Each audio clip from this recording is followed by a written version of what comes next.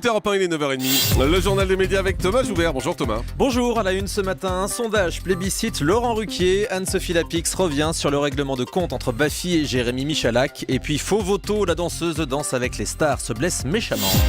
Allez, on commence avec ce sondage du Parisien qui montre que Laurent Ruquier est très apprécié du public. Tous les week-ends, le Parisien publie une enquête de l'Institut BVA sur l'image des animateurs. Et cette fois, les résultats sont sans appel. Selon ce sondage, Laurent Ruquier est jugé bon animateur par 73% des personnes interrogées.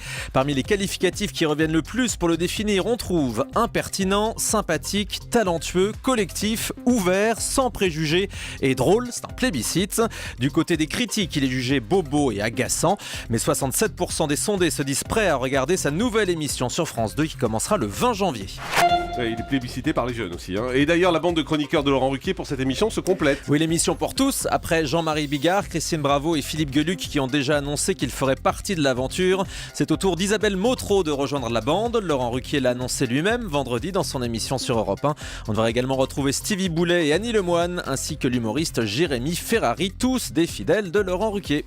Anne-Sophie Lapix revient sur l'incident entre Laurent Baffy et Jérémy Michalak. C'était jeudi dernier dans C'est à vous sur France 5. Laurent Baffy avait attaqué et insulté le chroniqueur de l'émission. Il reprochait à Jérémy Michalak d'avoir évoqué précédemment les excès de boisson de ses invités dans son ancienne émission sur Paris Première. Après cet échange très tendu, Jérémy Michalak a demandé à son producteur de quitter le plateau pour la deuxième partie de l'émission. Anne-Sophie Lapix est revenue sur cet incident hier dans Média Le Mag sur France 5.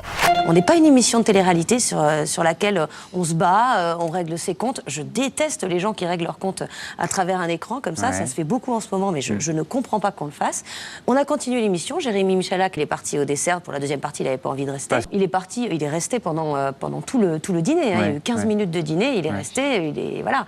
Je trouve qu'il a eu une réaction intelligente, Jérémy, c'est-à-dire qu'il a arrêté de relancer, il a attendu que ça passe.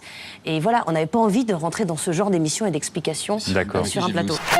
Faux Voto, la danseuse de Danse avec les stars, s'est sérieusement blessée. Elle a annoncé la mauvaise nouvelle sur sa page Facebook ce week-end. Déchirure des ligaments croisés. Conséquence, elle va devoir arrêter la danse pendant 6 mois.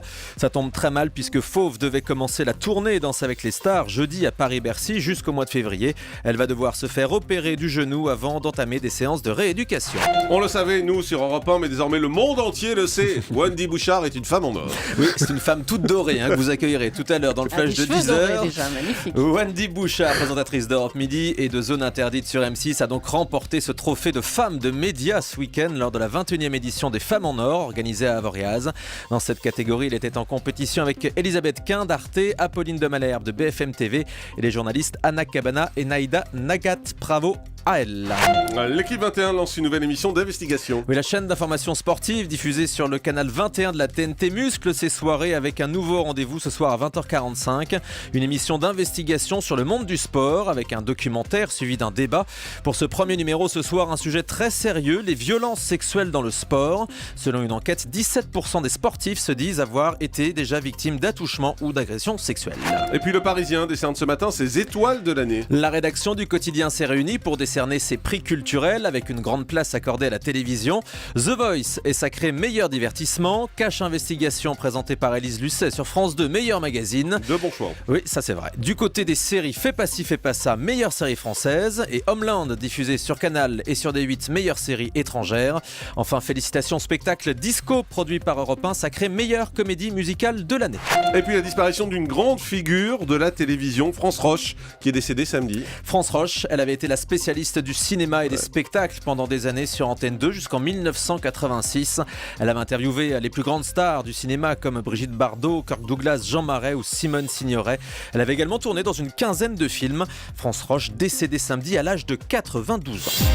On termine avec le chiffre du jour. 2,2 millions, c'est le nombre de tweets publiés samedi soir pendant les Energy Music Awards selon l'organisme TV Tweet. C'est un record absolu. Jamais un programme n'avait été aussi commenté en France. Alors commenté en bien ou en mal d'ailleurs, parce qu'il y a eu beaucoup de ratés. On en a entendu un à l'instant dans le zapping. Le pic de la soirée, Jean-Marc, ça a été atteint lors du passage des One Direction. Forcément. Le groupe préféré de Julie.